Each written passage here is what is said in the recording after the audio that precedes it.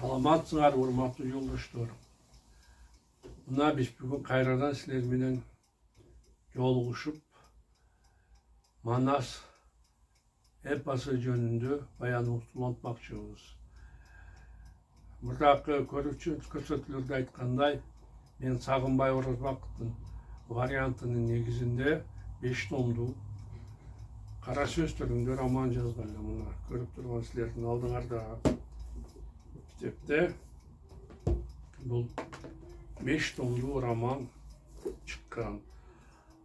Булардын баардыгы 5 том тең Кыргыз Республикасынын билим берүү министрлигинин билим берүү академиясы тарабынан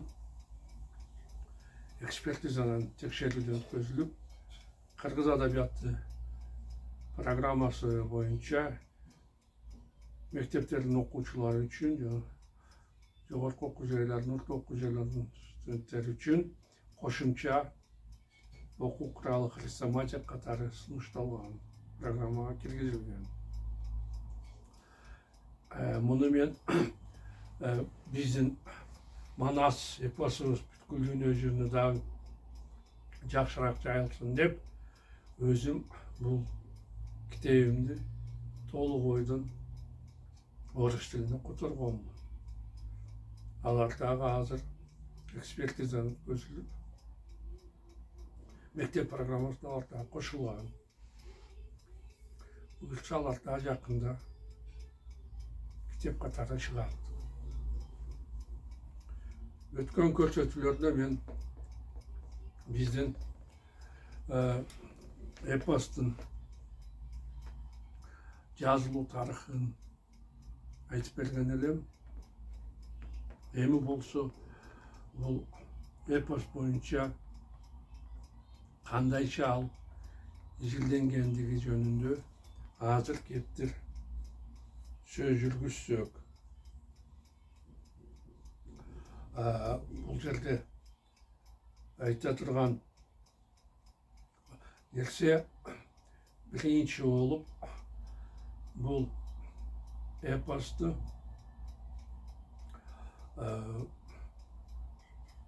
Россия империясы мезгилинде казак окумуштуучу Чокман Валиханов баштаган.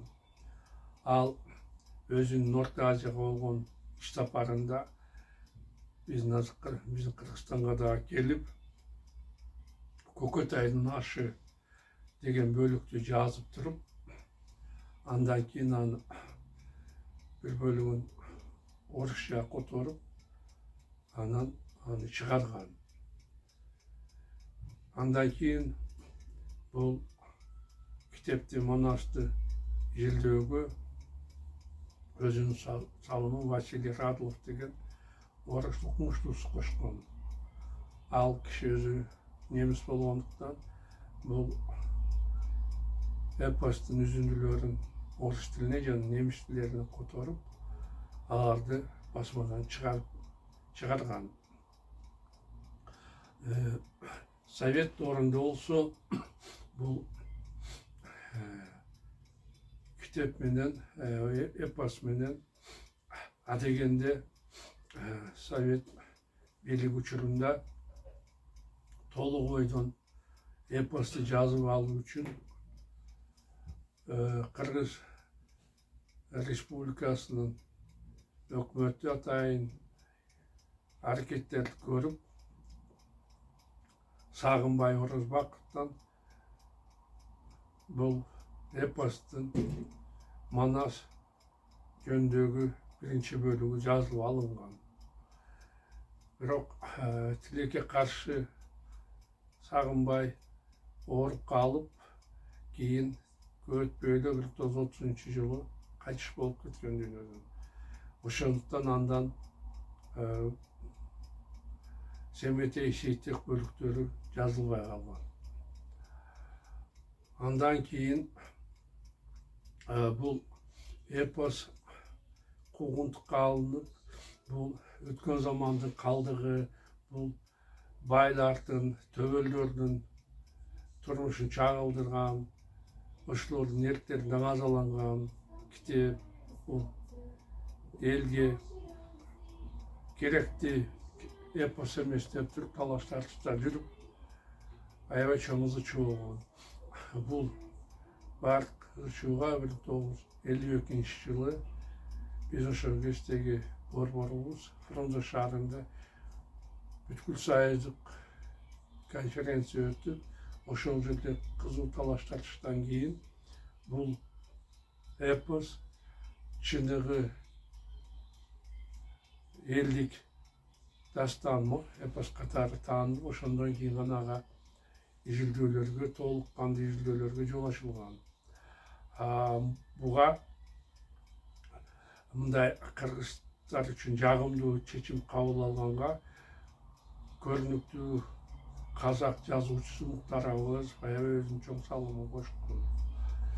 Анын ушу аябай катуу аракети менен биздин эпосубуз сакталып калган элдик мурас катары. Ошондон кийин бүт иштер, илимий иштер бул тарабынан жүргүзүлүп, андан кийин бул мен өткөн көрсөтүп айткандай 1985 жылы бул китепти проза түрүндө, роман түрүндө жазуу тапшырмасы берилип, аны Ашым Жакбеков агайыбыз жүзөгө ашырган. Анын Теңире Манас романы 1995 жылы жарык көргөн. Мына эми кыскача айтайын дегеним ушул. Андан кийинки көрсөтүүлөрдө биз бул ишмердүүлүк кандай болгон, бул эпостун эң көрүнүктүү, жакшы кылып айткан эң атактуу манасчылар ким, алардын варианттары бири-бири менен эмнесин айырым болгон ошо боюнча азыр көптүр сөз жүргүзөбүз.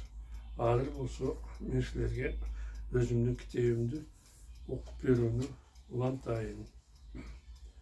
Өткөн жолу биз Манастын төрөлүшү жөнүндөгү эпизодко келип токтогон элек. Жакыптын үйүнө жаңы төрөлгөн баланы көргөнү Акбалта менен Адылбек келди. Акбалта төшөктө жаткан Чийилдинин колуна Манасты алып, ага тигилип карады.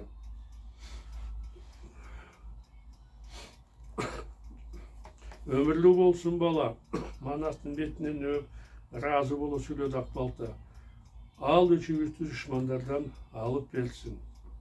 Акбалтанын колундагы баланы алып, Жакып Манастын сүйүүнө карап, бетинен өптү. Мага да Манасты бериңизчи, суранды орто бойлуу арык чырай кара тору Адылбек. Жакып Манасты акырын бергенде, Адылбек баланы бир топко тигилип карап, бетинен акырын өп, кийин селт этип чучуп кетти. Баса, эми калмактын кечирин эмне кылабыз? Сурады ал Жакыптан. Андан Манасты төрөлгөндүгүн кантип жашырабыз? Чогулгандарын баары эмне дээрин билбей, бир топко чейин жымжыртып өкүм сүрдү. Бир мезгил эгиндеги сакалын тырмап ойлой турган Акбалта жанындагыларга кубанычтуу карады. Таптым мунун айласын. Эмнени ойлоп таптың, аба? Сурады андан үмүт менен Жакып. Айт, жакшы ой болсо аны кынк деп аткарабыз. Коргоонун аркы четинде кыңшылаган иттин күчөгүнүн үнү чыгып жатат. Акбалта өз оюн айтты. Түк кишиге туйгузбай, Жакып ошону алып келсин. Адылбек, Кечилди бул жерге жетелеп кел. Бакты өлөт болсо Манасты кошуна үйгө алып барып жашырсын. Сен кандай акыл ойлоп таптың? Таң калды Жакып. Убакытты текке кетирбестен айтканымды кыла бергиле, жооп берди Акбалта. Кийин баарына түшүнөсүңөр. Макул деп Жакып Адылбек бакты өлөт, Акбалтанын буйругун аткара башташты. Үйдүн ичинде Акбалта менен Чийилди эле калды. Бир нече убакыт өткөндөн кийин сырттан Жакып кирип, коюнуна катып келген кичинекей кара күчүктү акыры байбичесинин төшөгүнө салып койду. Мына эми баары жайында болду. Төшөктү кайрадан жаап, ыраазы боло сүйлөдү Жакып. Бир аздан кийин Адылбек үйгө көк чапанчанын учтуу калпак кийген, араңда зоргоптунда турган өлө мас учку Кечилди баштап келди. Келдиңби, урматтуу Кечил, деп Акбалта конокко ийиле салам берди. Эмнеге мени чакырдыңар, буруттар? Нааразы боло сурады узун бойлуу арык чырай Sapsarı kelgen keçil. Men jırga baragı içip çardap jatsam tınçımdı aldılar. Geçirip koyasın geçilim. Koçku akbaltasılık cımaya karadı. Seni Aloke'nin Kırgızstan ayalları tuğsa sözsüz keçilderime bildirsin egen buyruğun atkarı üçün çakırdık. Sebebi Jakıp'ın ayalı tuğdu. Jakıp'ın ayalı tuğdu bu. Kıtsaya sıradı keçil. Oha, cevap verdi Adılbek. Jakıp'ın ayalı tuğuydu dep, ayılda keçil yürüyorsun. Sen kalmaktın moldosu öyle işti bilesin. Anamına devesten ıldamırak gidersin. Keçil akbaltasın olan bir çını kımırsı içip Jakıp veren koydun bir kesimetin oğuzuna saldı. Tengselip şiirdinin aldına barıp töşögünü açıp Baybiçe'nin yanında kara küçüktün jatkanын gördü. Katugul akbalta jedin go meni. Küçüktü körgönde keçil zamatta soğuluğa düşüp entigip arаңdan zorga söyledi. Jakıp'ın ayalı adam emes, itti tuğugan Turbayı. Keçil başka söz söyleye albay, şiirdin töşögünden keten çıktı. Esi oğup çıkılganda canına Jakıp şaşıp vardı. Koku çiğmeyi çıktı anın. Bu keçil ölmesin. Al ölse kalmaktar beni soğuk koyboy tiriüley muzdaşar. Jakıp şaşkan boydan çakadan çövüşkü su alıp betine çıkanda koç gözüne gelip gözünü açtı. Kandaysın keçilim? Tınçızdan sırada Jakıp. Jakşı alsı cevap verdi keçil. Anda jigitlermen jatkan үйüňe barıp etten jep kımız içip es algın. Merimdi kayrılık kalmakka Jakıp. Jok kırgızlar başın tekşek kadı koçku. Sizlere mağa kımız emes, tulku boyun menen teң altın bilsiňer da bul jerde turbaýmyn. Ayalı adam emes, it tuğan elde ırıskı da bereke da bolboýdy. Men бүгүn эле aylıňardan köçüp ketем. Kırgızlar kançalık çalın çalbarsa da makul bolbustan hiç kimdin sözünü ukbastan keçil arаңdan zor orundan turup tengselgen boydan sırtqa çıkıp ketti. Koçku ketkenden keyin baktı ölet Manasты үйgө alıp kirip Akbaltaga berdi. Al Manastın okolunu açıp Manas degen жазууну gördü. Bul Kudaydın bергeni. Akbalta kuvana kayrıldılardı. Köpten beri engsep kütken Manasçılıq tuğuluptur. Emal şeni üçte aktap, eli yurtun keregini jaragan jigit bolsun. Öydөгülөрдүн baarı aytkanыңыз kelsin dep çuğuldaştı. Ошондо Адылбек mesini koğuptan kondoy, Akbalta'nın janına geldi. Ava, dedi al. Biz Manas tuğuldu dep kuvanıp, keçildi kuğuluk menen kuup jiberdik. Bирок эртеге başka kalmaktar, erkek bala tuğulganын bilip, tekşergeni kelse ayırı açılıp şermende olup Manas'tan kurcalap kalbayla. Bulturgan kep makul olacak. Kalmaktar ertegele Jakıp'ta uğultuluk dep үйüme jetip gelişet. Oşonduktan kandaydır bir amal tabышыбыз керек. Kimde kanday oy var? Kayrıldı suromen barda Jakıp. Үйдөгүлөр biri-birinin tüktep, söyleye albay kalganda baarın kayradan Akbalta kutkardı. Tuğandar, dedi o. Makul deseňer balanın atın Manas emes, çoň jindi dep koysak. Oşonda kalmaktar birden şeklenbey, balabız esen aman kalat. Uşuğa makulsuňarby? Baar, makulbuz dep çuğuldaştı. Jok, Adılbek başın ters çakkany. Bul amal jarabayt. Sebepten gursun keletigen kalmaktar balany karaytılgan bolsa, kolundağı Manas degen belgisin körüp, daroo baарын düşünüşet. Oşonda biz Manas'tan ayrılabız. Kalmaktardı aldagany üçün öz üstünde şorubuz kaynaydı. Bu sözlerden baarının düştü. Oşonda Adılbek sözüne Jakıp жооп berdi. Kelgen ketken kalmaktarın evin taştı. Mağa koyup belgide tuğandar. Altın paygambardı da yoldan çıkargan degen kep bar emespi. Kim tekşerүү menen kelse, etke, arakka ayabay toyguzup kaalaşınça altın berip, kelgen joluna salam. Emnege kelip, emnege ketkenini özü da bilbey kalat. Anda sözdü bışıktaylı, jıйынтык çıkardı Akbalta. Manasты tuğulgandığı jönünde hiç kimge aytpaylı. Balkim bir neçe günden keyin anın kolunda жазуусу өчүp kalуусу мүмкүн. Андай болгондо мүшкүлүбүз кыйла жеңилдейт эле деп оорушкурду жакын. Ооба. Эми болсо бул эч кимге ачпай, аны көздү карегиндей сактайлы. Баары макул болуп, үйлөрүнө тарап кетишип, бир нече күндөн кийин кайрадан Жакып дүнүйөгө келишти. Себеби балалуу болгонуна кубанган Жакып эл журту чакырып 3 күнгө созулган чоң той бергенде калмактарды Ушан баатыр, казактарды Айдаркан төрө баштап келди.